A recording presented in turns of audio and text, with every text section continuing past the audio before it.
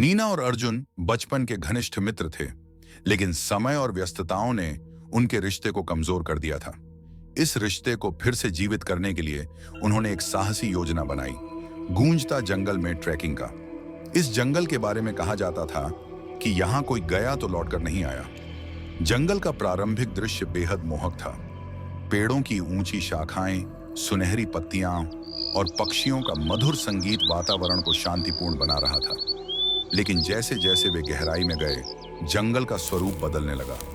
पेड़ों की शाखाएं टेढ़ी मेढ़ी होकर डरावनी आकृतियां बनाने लगी। पक्षियों का कलरव धीरे धीरे खामोशी में बदल गया और हवा में ठंडक के साथ अजीब सी सिहरन थी। मुझे कुछ सही नहीं लग रहा, नीना ने अर्जुन से कहा। तुम ज्यादा सोच रही हो, ये जंगल ही ऐसा है, अर्जुन ने हंसते हुए कहा।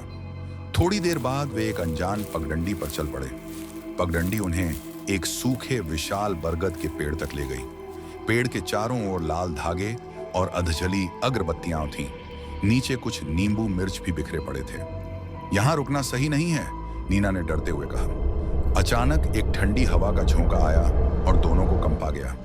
एक धीमी कर्कश आवाज हवा में गूंजी। यहां क्यों आए हो? नीना और अर्जुन ने चारों ओर देखा, लेकिन उन्हें कुछ नहीं दिखा। तभी पेड़ के नीचे सफेद साड़ी में एक महिला प्रकट हुई। उसके पैर उल्टे थे और उसकी आंखें लाल चमक रही थीं। तुमने यहां कदम रखा है, अब तुम वापस नहीं जा सकते, उसने ठंडी डरावनी आवाज में कहा। नीना ने अर्जुन का हाथ पकड़ा और दोनों ने वहां से भागने की कोशिश की, लेकिन हर दिशा में उन्हें वही बरगद का पेड़ दिखाई दे रहा था।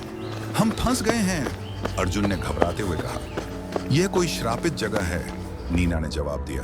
तभी वह भूतनी हवा में तैरते हुए उनके सामने आ गई।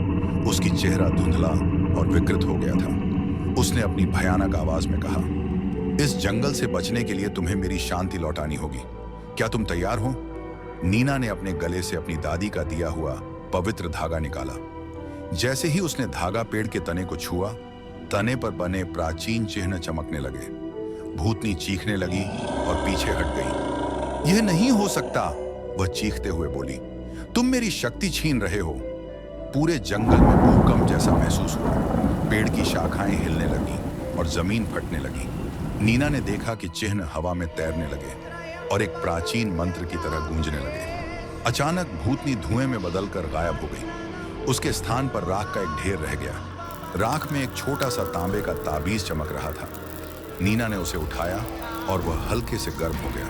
ताबीज के उठते ही जंगल शांत हो गया। उनके सामने एक सुनहरी रोशनी से सजा रास्ता खुल गया। नीना और अर्जुन उस रास्ते पर चल पड़े और सूरज की पहली किरणों के साथ जंगल से बाहर निकल आए। जब वे पीछे मुड़े तो जंगल गायब हो चुका था। उसकी जगह एक बंजर मैदान था।